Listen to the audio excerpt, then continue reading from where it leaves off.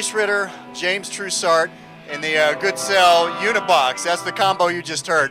I'm Joe Coffey, and you're watching PremierGuitar.com. We're at the LA Amp Show 2009, and we're going to give you a look and a listen to the brand new Goodsell Unibox for the first time. I've got Richard Goodsell with me here. Richard, how you doing, man? Good to see you again. Always good to see you. Tell me about this amp. Well, it was inspired by a late 60s amp with a similar spelling in its name. It's no longer in production. It's my adaptation of a kind of a grungy pawn shop type of amp. Okay. Now, what should people know about what's going on under the hood? I see a big 10 there. Well, it is 10 watts, but the most remarkable thing going on under the hood is it uses the highly unusual and unanticipated 6BM8 triode pentode power tubes in push-pull configuration. And even though it's an obscure tube, they still make them. They're not that hard to find, but not your everyday guitar amp tube. Okay. Well, let's go through some tones here. What do you want Trace to do first? Whatever he wants to do, because he's the maestro.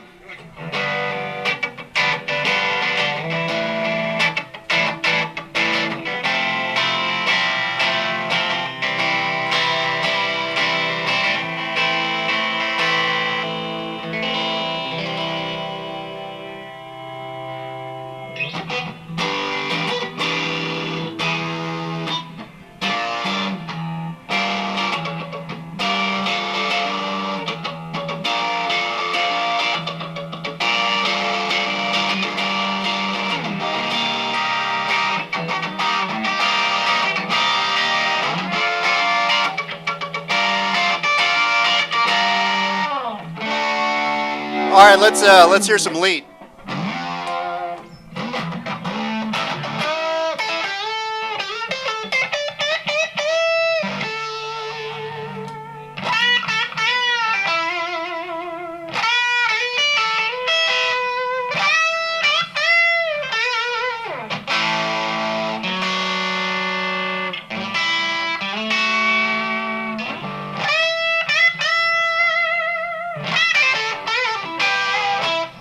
All right, so how long have you been playing on this amp? Oh, about 2 minutes. What are your thoughts? How responsive is it? You know, what does it feel like? Well, it's super, super light and super easy to get around. And in the recording studio, if you're in a small house and you have a small space to put it in, it's perfect.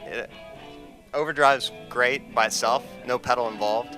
Tone knob is very, very sharp, and it's got everything you need, reverb and tremolo. Richard, tell me about the verb in there. The verb is, it's similar to the verb I use on the Mark III, but I use a shorter two-spring tank to make it sound choppier and a little surfier.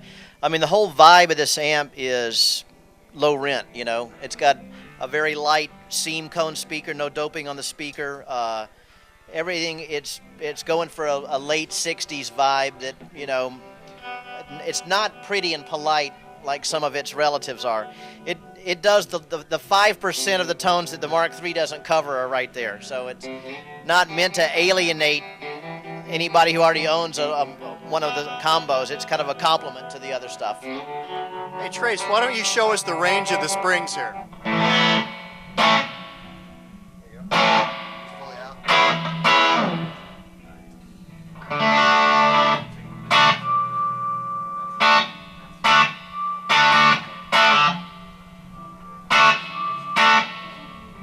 It's almost a slap instead of it has, compared to the Mark III, it has a very short tail. But that's, you know, part of the grimy vibe, you know. Now, the recent stuff you've added to your line, the Black Dog, the 33 Custom, you know, tell us about where this fits in and where as a company, you know, you guys are going as you continue to bring out new stuff every year. Well, trying to create opportunities in marketplaces that we didn't have before. The Unibox and the Black Dog are, you know, basically attract a different demographic. I've been known for building low-powered gentleman's amps that have a real pretty sound, and these amps are not pretty.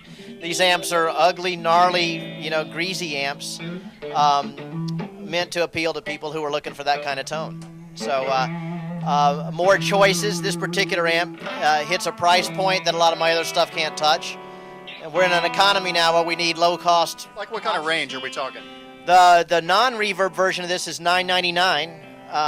which is rarefied air in the boutique business, and then the reverb version, like this one right here, is $13.99, and they all have tremolo standard.